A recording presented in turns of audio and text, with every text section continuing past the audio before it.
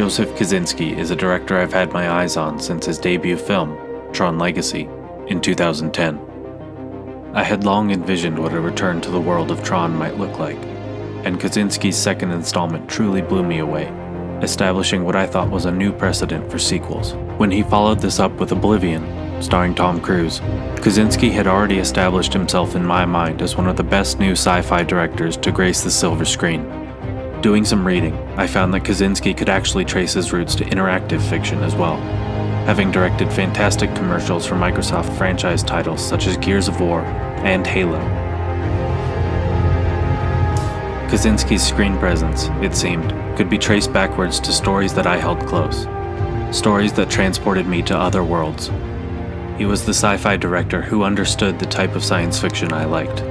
So when it was announced that not only was Kosinski's long-awaited third sci-fi spectacle not, in fact, science fiction, and that it was to be a film on the Granite Mountain Hotshots, the 19 Prescott firefighters who lost their lives in the Yarnell Hill fire of June 30th, 2013, I was surprised, especially because of the intimacy I had with the subject matter. I recall the 2013 fire season as a rough one. Let's take you right away to a live look at the growing wildfire in northern Arizona. The Dosey fire has grown to more than 6,700 acres. Started up 8 miles southwest of town, kicked up big last night. Burning through dry brush straight towards town. We got a red flag warning in effect, 40-mile-per-hour wind gusts, and a relative humidity as low as 3%. Earlier that year, the Dosey fire had threatened my family home, sweeping over the hills from the west towards the house I grew up in. I was living in Chicago at the time, and remember calling friends to stand by and assist in the evacuation of my house. Later that summer, I heard about the tragic events of June 30th, read this statement made the next day by President Obama, and watched videos from June 7th as 19 white hearses drove the firefighters home. Thousands lining the streets from Phoenix to Prescott with flags and tears to pay their respects. A few of these men had gone to school with me at Prescott High School. An old girlfriend had briefly dated one of them, but because of my distance from Prescott, the events recounted to me by family and seen on the news felt like something out of a dream. Distant and not quite real. From that day onwards, visiting home was not the same. Prescott was changed by a tragedy that collectively swept over the town. A grief that was shared by all. I remember returning home the following year and finding a wall painted with a memorial to the fallen 19. People around town wore t-shirts and hats to honor the dead. The invisible tragedy was starting to become more apparent in my world. So it's safe to say that going into a viewing of Only the Brave was a surreal experience. When Josh Brolin donned his Prescott Fire t-shirt and members of the Hotshots began to joke about drunken nights at Whiskey Row, the favorite haunt of Prescott residents, the familiarity of these men's lives, the proximity of theirs to my own, became all too apparent. Only the Brave was filmed on location in New Mexico, using generic landscapes in place of the more specific geography of the Prescott area. Their stand-in for Granite Mountain, an iconic landmark instantly familiar to all who called the area home, was noticeably changed, and a lot uglier than the real thing. And only 3 or 4 establishing shots seem to have been filmed in Prescott itself. Some of the dramatized events of the film take place in and around Matt's Saloon, a historic watering hole on the western side of the courthouse square, which didn't seem to stop the filmmakers from finding a stand-in that featured buildings, streets, and medians across the road that are simply not present in the real thing. Matt's Saloon also doesn't sit on a street corner. Nevertheless, the feel of the landscape, the atmosphere of Prescott, was on display in full force. Cowboy hats, big belt buckles, and plaid shirts accurately represent the culture of a place that hasn't wanted to move on since it lost the title of Arizona's capital to Phoenix in 1889. The actors willfully take on the local dialect, imitating the Prescott accent dutifully. Prescott is going to be dealing with a massive wildfire. Especially Jeff Bridges, who's a dead ringer for Dwayne Steinbrink, and perhaps the most naturally Prescottonian of the on-screen presence. Are the Rusty Pistols going to play at the rodeo this year? Oh, I wouldn't have it any other way. He even plays alongside members of Steinbrink's real band, Rusty Pistols, subbing in for his real-life counterpart to perform a rendition of Ghost Riders at whatever set they used to replicate the interior of Matt's Saloon. For the most part, whatever time the filmmakers spent getting to know Prescott pays off with an accurate representation of the culture, if not the layout of the town. Hey, so, Next Thursday, my band's playing. Oh, yeah, sorry, got a thing. At one point towards the end of the film, one of the Hotshots pauses to mention that he had renamed his band. We're not the Fire Lords anymore, okay? We changed it. Yeah? What? Hour of the Wolf. For those familiar with local lore, this comes across as somewhat tongue-in-cheek, as the real local punk band Hour of the Wolf was playing long before 2013. It's strange that, at a time when big Hollywood sequels seem to be thriving on their references to past installments, a movie should be released that does the same for local Prescott lore. This attention to detail also shines through in the film's rendition of the fire itself, which fills the role of main antagonist for the story. Like any film where the primary conflict is man versus nature, it's necessary to imbue the environment with as much character as possible. The source material for this comes from an interview with Pat McCarty, a former Granite Mountain hotshot, in the GQ article that served as the basis for the screenplay. He said, and I quote, "You're working your balls off all day with 19 other guys. They're all as miserable as you are. You're cutting fire lines all day. And at the end of one of those days, you'll cut a line that ties in with another on the north rim of the Grand Canyon, and then you'll sit on the edge, legs dangling. The sky will be tangerine and persimmon to the west, and an atmospheric inversion will trap all the smoke in the canyon below, so you will see only gray until, every few minutes, a smoldering log will break loose and crash into the depths and explode like fireworks." This ain't the greatest job in the world, I don't know what is. Got that right, Sue. And it's the most beautiful thing you've ever seen in your life.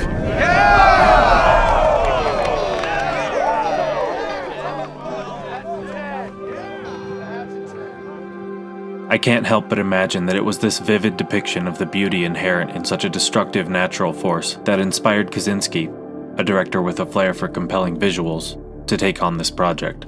These scenes certainly have some of the most presence and reality to them, and remind me of similar motifs from 2005's Jarhead, where the destruction of war is rendered in an almost painterly fashion through the work of cinematography legend Roger Deakins. I love this job. And who else gets a chance to see shit like this?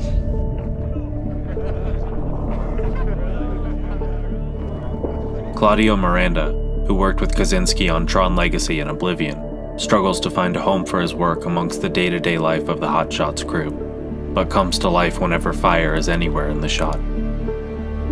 In particular, the symbolic storytelling used in a handful of overhead shots scattered throughout the film are particularly effective.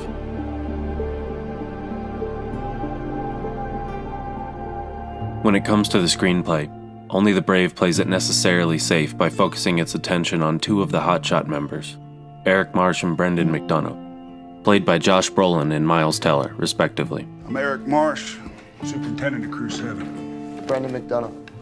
McDonough and Marsh are logical choices for the narrative. No modern film, with the sole exception perhaps of Marvel's Infinity War, can do adequate justice to 20-plus characters. There simply isn't enough screen time.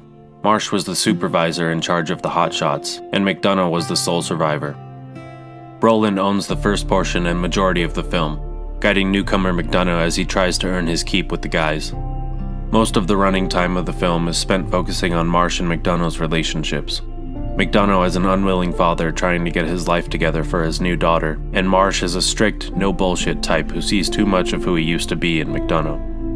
Most of the film is an interplay between the team goofing off, McDonough earning their respect, and Marsh battling himself as he pushes to support his team and the new guy. We see the team go through a handful of fires, establishing their protocols and camaraderie for the audience before the infamous Yarnell burn begins, and the characters are whisked away to their fate.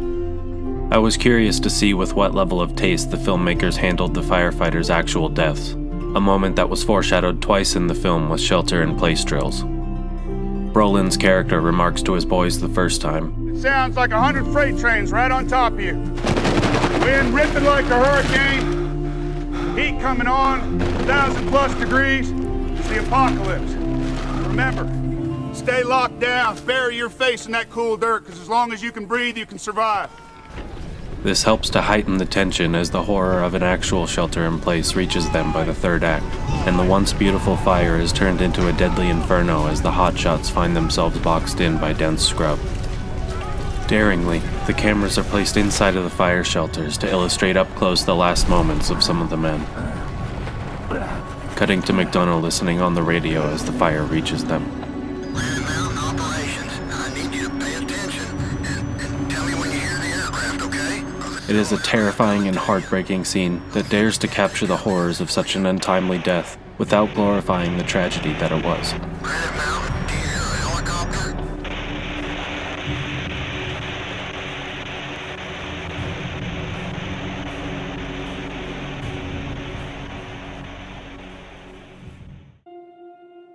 When I discussed my curiosity regarding this film with friends closer to the events, the responses I got were heartfelt. Most felt no need to relive events that had happened so recently, only 4 years before the release of the film. Others seemed angry.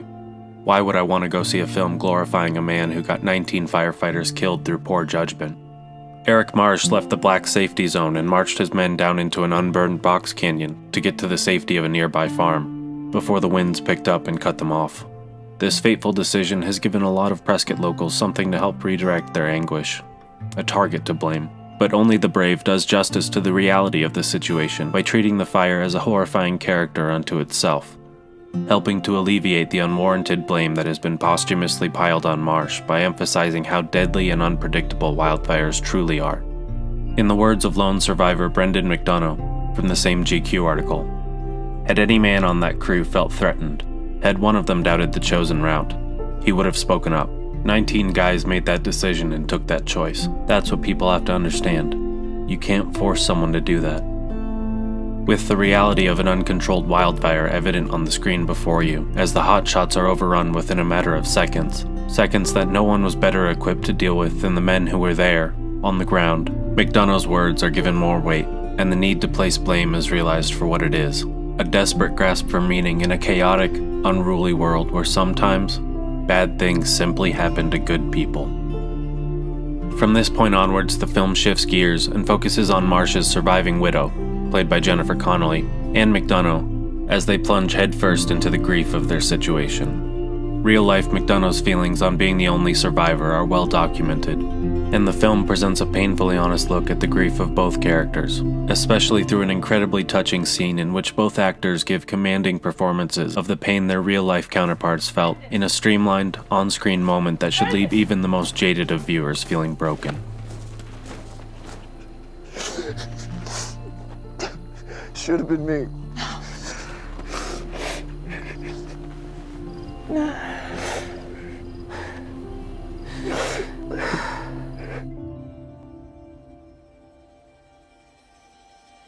For all the power it holds in the hearts of those visiting these events for the first time, ultimately, for those who have already grieved, there is no need to muddy the memory of real-life events with this Hollywood dramatization.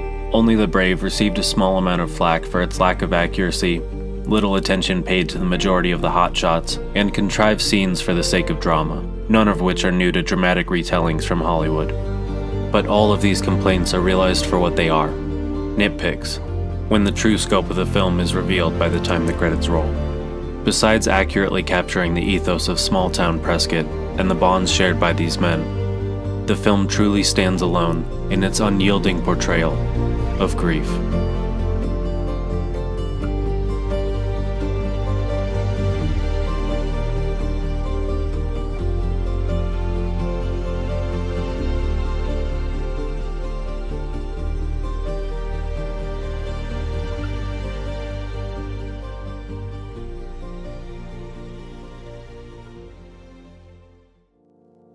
Hey everyone. It goes without saying that the editing process for this video was an emotional one. While I'd usually take this time to ask you to consider donating to my Patreon, what I'm going to do instead is direct you towards the Granite Mountain Fund, link in the description, where you can donate to support firefighters and their families.